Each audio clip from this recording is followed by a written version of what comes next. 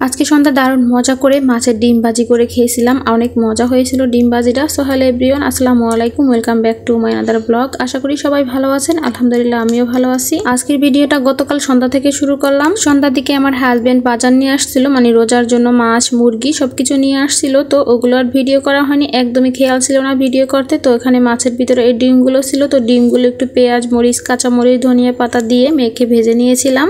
তো তাড়াহুড়া করে যখন ফ্রিজে রেখে দিয়েছিলাম তাই আর সবকিছু ভিডিও করা হয়নি। মাছ ছিল, তেলাপিয়া মাছ ছিল, পাঙ্গাস মাছ ছিল, সাথে ছিল শিং মাছ, আরও ছিল সোনালী মুরগি, 3টা সোনালী মুরগি ছিল, আর ছিল খাসির মাথা, 3টা খাসির মাথা নিয়ে আসছিল, একদম কেটে নিয়ে আসছিল। ও মাছের ভিতরে আরও ছিল মিনার কাপ মাছ ছিল, আর এগুলো ছিল মিনার কাপ মাছের ডিম। মিনার কাপ মাছটা মূলত ডিম খাওয়ার জন্যই কেনা হয়, কারণ ডিম অনেক বেশি পছন্দ করে, মানে মাছের ডিম অনেক বেশি পছন্দ করে বাচ্চারা, আমি আমার হাজবেন্ড সবাই অনেক বেশি পছন্দ করি, তাই এই মাছটা কেনা হয়। এই যে আমি এখন কিন্তু ডিমগুলো ভেজে নিচ্ছি। আমি সব সময় আমার ছোট বাজানের জন্য একদম মরিচ ছাড়াই 2-3টা ভেজে নেই, কারণ ও একদম মরিচ খেতে পারে না। আর আমরা যেগুলো খেয়েছিলাম ওগুলোর ভিতরে একটু বেশি করে ঝাল দিয়েছিলাম, মানে কাঁচা মরিচগুলো লাল হয়ে গেছে, সেই লাল কাঁচা মরিচগুলো দিয়েই ভেজে নিয়েছিলাম। মাছের ডিম খেতে কে কে পছন্দ করেন অবশ্যই কমেন্ট করে জানাবেন। এই মাছের ডিমগুলো অনেকে আবার পেঁয়াজ দিয়ে ভুনা করে খায়, আমার কাছে ভাজাই বেশি ভালো লাগে, তাই আমি ভাজাই করে খাই। এই মাছের ডিমগুলো আমার ছোট খালামণি অনেক সুন্দর করে পেঁয়াজ দিয়ে ভুনা করে, তখন খেয়েছিলাম, অনেক ভালো লাগে। কিন্তু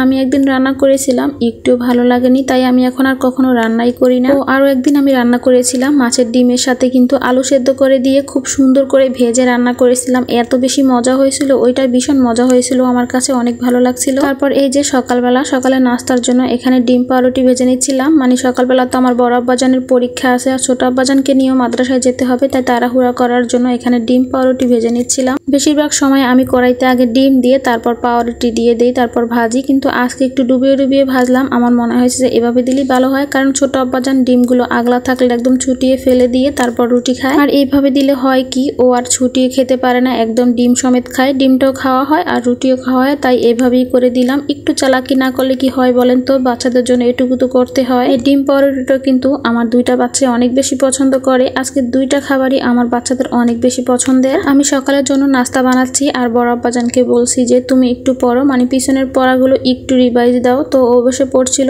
আমি এদিকে নাস্তা বানাচ্ছিলাম, সাথে কিন্তু একটু দুধ চাও বানিয়েছিলাম। ওটা তো ভিডিও করা হয়নি, আমি বেশিরভাগ সময় অনেক কিছু ভিডিও করতে পারিনি, খুব তাড়াহুড়া করার জন্য করতেই পারি না সকালবেলা, যেহেতু বাচ্চাদের মাদ্রাসা আছে। আর এই যে আমি নাস্তা নিয়ে আসলাম, এদিকে এসে দেখি আমার বড় আব্বাজান একা একাই রেডি হয়ে গেছে, এখন পাগড়ি বাঁধতেছে একলা একলা। এখন আমার মাশাআল্লাহ বড় আব্বাজান খুব সুন্দর করে একাই পাগড়ি বাঁধতে জানে। আর এদিকে আমি ছোট আব্বাজানকে একটু খাইয়ে দিচ্ছি, ভাবলাম যে একটু ভিডিও করি, তো ও ক্যামেরাটা একদম সরিয়ে দিয়েছে, মানে ও কখনোই চায় না যে আমি ওকে ভিডিও করি। তো আজকের মতো ভিডিওটা এখানেই শেষ করলাম। ভিডিওটা কেমন হয়েছে অবশ্যই জানাবেন, আমাদের জন্য দোয়া করবেন। আল্লাহ হাফেজ।